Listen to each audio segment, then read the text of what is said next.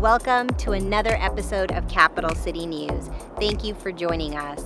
COVID-19 case counts here in Utah are on the upward trend. Please help us keep our high-risk population safe and our hospital beds available by following the guidelines. Please remember to wash your hands, wear masks, and watch your distance when out and about. If you're not feeling well, please get tested. To learn more, visit coronavirus.utah.gov. On this week's episode of Capital City News, we hear from Lou Trishman, Salt Lake City recorder, about the upcoming 2020 elections. And our History Minute is about Mount Olivet Cemetery. Let's get started with our legislative update and look back. At its September 29th meeting, the City Council received an update about recent local emergencies from the Mayor's office, received updates on the condition of people experiencing homelessness, on racial equity and policing efforts, and the new city flag, among other things, and, acting as the redevelopment agency, they were briefed on a number of items, including those related to the 9 Line, the RDA art policy, and affordable housing. To learn more, visit slc.gov/council. For Salt Lake City, the aftermath of the windstorm left 3,000 trees down, over 20,000 hours worked, and more than 4,000 tons of debris collected, including over 173,000 curbside pickups. Thank you, city crews, partners, and residents for your help with this massive cleanup.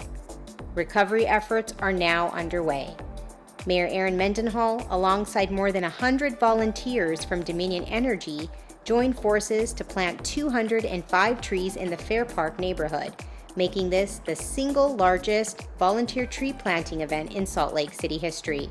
For updates, visit the URL on screen.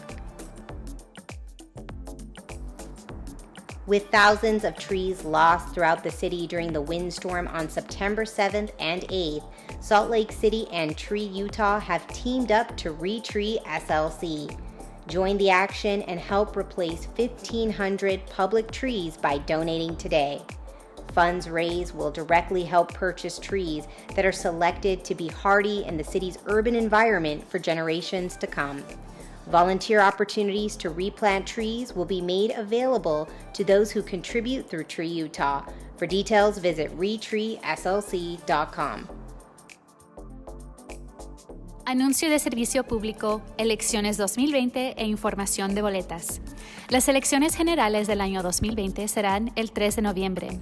Debido a la pandemia del COVID-19, las elecciones se llevarán a cabo por correo. Usted empezará a recibir información en el correo preguntándole si desea votar por correo o si quiere recibir una boleta de voto de ausente.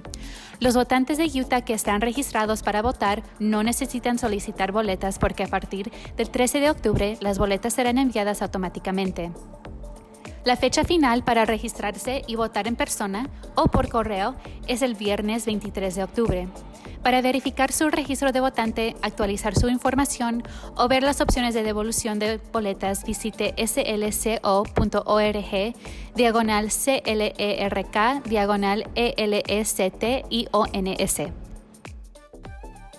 The 2020 general elections is coming up on November 3rd, and Salt Lake City recorder Lou Trishman has details on important dates and how to get vote ready.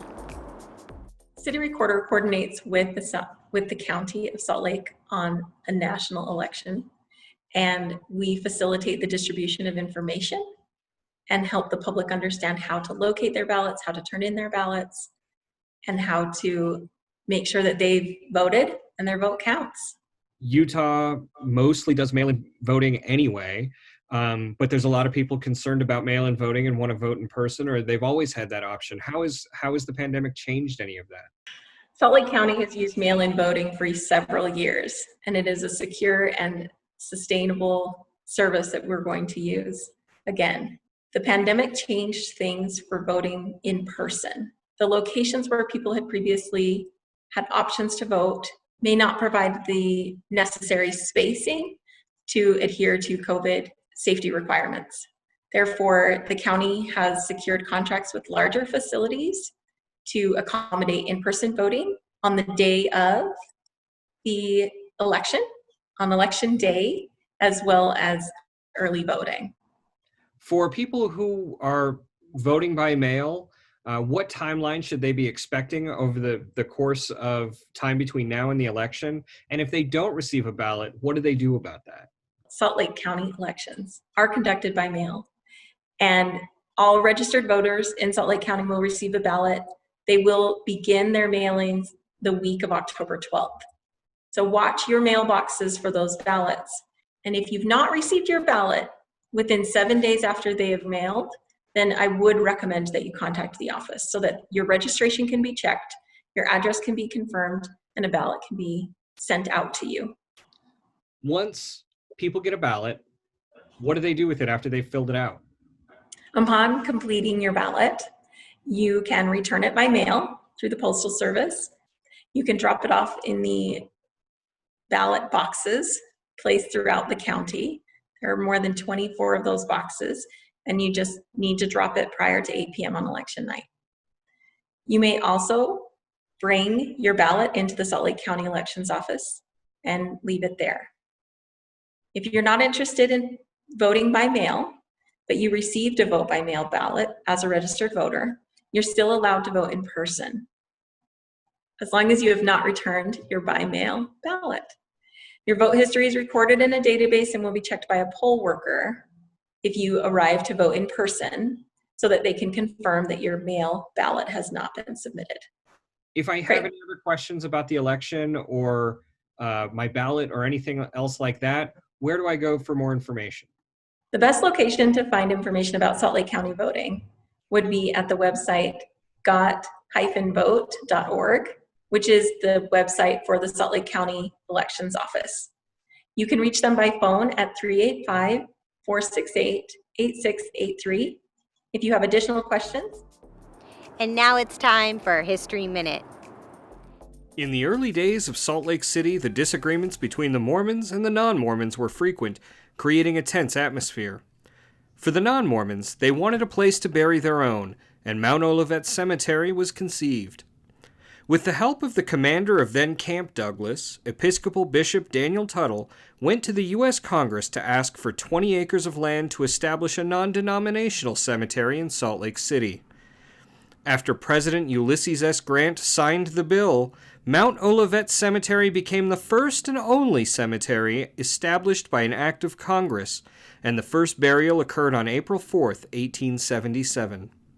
The cemetery houses a number of notable grave sites. Former governors and mayors of the city reside there, as well as many prominent Utahns and veterans dating back to the Civil War. It's said that Utah's Silver Queen, Susanna Bransford Emery, who died in 1942, was buried there in a secret location. Rumors that she had buried herself in a silver dress with many silver dollars in her coffin caused a desire for secrecy, though some sources say she was simply buried next to her husband. Today, Mount Olivet still runs as a public, non-profit cemetery. That's it for another episode of Capital City News. Thanks for joining us. We hope you tune in next time to stay up to date on all the latest. For SLC TV, I'm Poonam Kumar.